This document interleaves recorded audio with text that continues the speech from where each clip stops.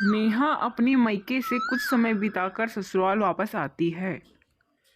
नेहा की सास सोफे पर बैठकर चाय पी रही होती है। तभी वहां नेहा को आते देख नेहा से वह कहती है, अरे आ गई महारानी। तेरी माँ ने कुछ दिया भी है या यूं ही मुंह उठा के आ गई खाली हाथ? नहीं नहीं मासी, माँ ने तो बहुत कुछ कहा था कि ये लेते जाओ बेटा, पर मैं खुद अपनी मर्जी से कुछ भी नहीं लेके आई। जब तेरी माँ देने को तैयार थी तो काय ना लेके आई महारानी? कैसी बातें कर रहे हो मम्मी जी? मेरी शादी को 5 साल हो गए, कब तक यूं ही वो देते रहेंगे? हमारे यहाँ लड़की का खाली हाथ आना अपशगुन माना जाता है। कहते हैं लड़की की माँ बीमार हो जाती है। बस करिए माँ जी, ये आप क्या कह रही हैं? जो बड़ों से सुनी हूँ वही बता रही हूँ। चुपचाप अपनी माँ ने फोन लगा के 5,000 रुपये मंगवा ले, वरना ऐसे अपशगुन का पूरा परिणाम भुगतना पड़ेगा। तब नेहा वहां से चुपचाप चली जाती है अपने कमरे में। नेहा अपने पति रमेश को सब कुछ यह बताती है कि उसकी सास कितनी लालची है और वह 5,000 रुपये मंगवाई हैं। तभी यह सब बताकर नेहा वहाँ से चली जाती है। तभी अगली सुबह नेहा अपनी मम्मी को फोन कर कर 5,000 रुपये मंगवा लेती है। नेहा अपनी माँ से बात कर रही होती है कि तभी वहाँ उसकी सास पीछे से आ जाती है। तभी वो बोलती है, अरे सुनती है बहू, दिवाली आ रही है, दिवाली के भी कपड़े अपनी माँ से मंगवा लियो और साथ ही काफी सारा मिठाइयाँ भी लेते आए।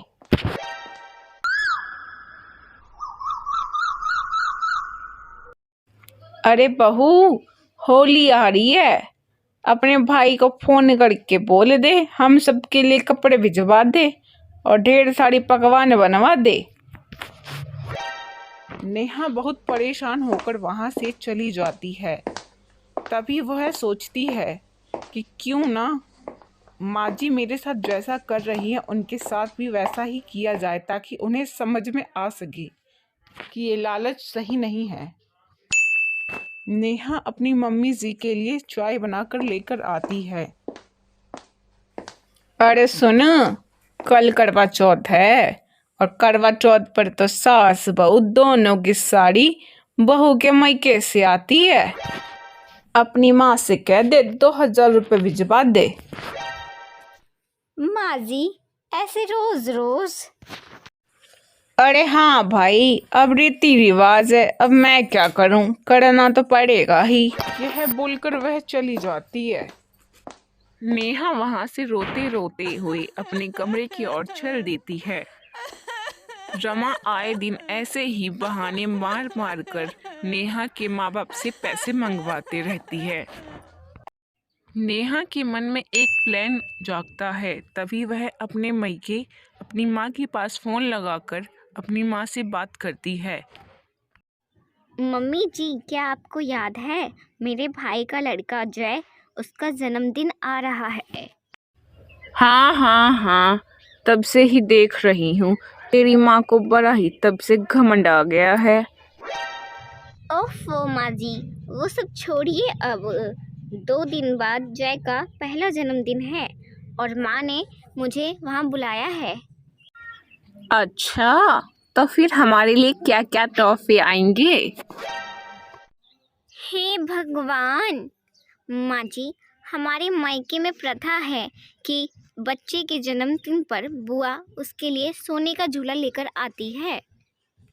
सोने का झूला? अरे बहू, तेरा दिमाग तो खराब है। एक सोने का झूला खरीदने में तेरे सारे गहने बिक जावेंगे। हाँ माँ जी, ये तो है, पर हमारे यहाँ यह प्रथा है कि बच्चे की बुआ सास ये झूला देती है। तेरा दिमाग तो खराब ना है? भाई तेरा, भतीजा तेरा, झूला मैं क्यों दूं? रिवाज माँ जी, रिवाज। अगर आपने झूला नहीं दिलवाया तब आप कुछ ही दिनों में भगवान को प्यारी हो जाओगी। यह कहकर नेहा जोर जोर से रोने की नाटक करती है।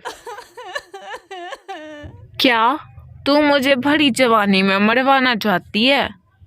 अरे नहीं नहीं माँ जी, तभी तो कह रही हूँ, आप एक सोने का झूला दे ही दीजिए। जान बची तो लाखों पाए। हाय, यहाँ तो जान गंवाने के लिए लाखों गंवाने पड़ रहे हैं। रमा देवी तुरंत बैंक से पैसे निकालकर घर को वापस आती है। रमा घर आते ही नेहा को तुरंत पैसे देती है और कहती है, जा बहू जा, मेरी तरफ से सोने का झूला लेते हुए जा। अभी तो मेरे बाल भी सफेद नहीं हुए और मुझे मारने पर तुली हुई है, जा ले जा। अरे नेहा, तुम कहाँ जाने की तैयारी कर रही हो और ये माँ क्यों रो रही है? आज उनका बैंक अकाउंट खाली जो हो गया है। मतलब?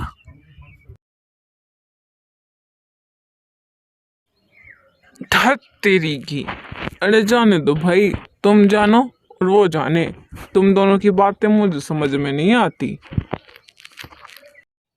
नेहा वहां से चली जाती है।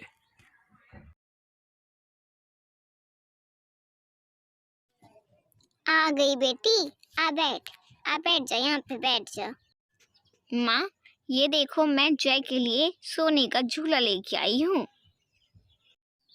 बेटा इसकी क्या जरूरत थी, हम ये नहीं ले सकते हैं तुमसे। बेटी तू आ पहले बैठ, चाय पी पहले, तब बातें हम करते हैं।